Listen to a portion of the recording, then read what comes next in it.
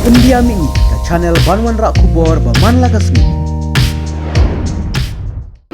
Yang political parties baru banyak keren halor ke implementation of the reservation rooster system baka baslon tenak kalam bagi lakin tok lang yang ke reservation policy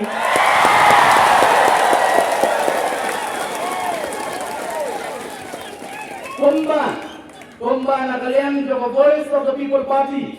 Bana kalian joko President Rangba joko voice of the people party. Nila pinpau nado kasi kabaningdong. Nila ong lenda kikilen. Ya ke reservation policy. Na kalian joko voice of the people party. Nginom ya dan benda hakata ke committee lani kanubo kabak sorkar ke khot banyak kiren. Na somba ni report along the field. Kalau kita fikir, nak kita jongi upada jong keberi unyong terak, ada yang kuat kebanyakan.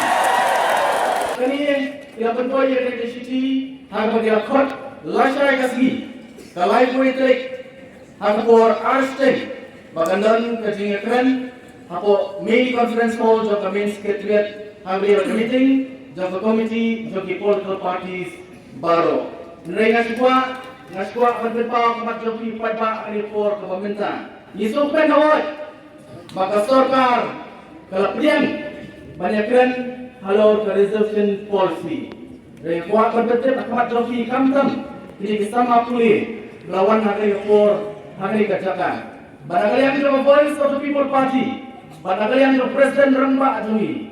Nyelet sekali meeting. Nama dia pilihan banyak keren ya kamat kawangi kuat makin ya keren.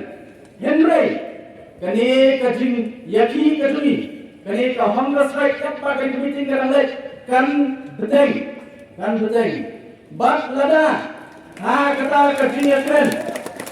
Kampo itu mangi kuat berkata kalong ban review ya reservation policy kani kajing kini kan lang yai beteng.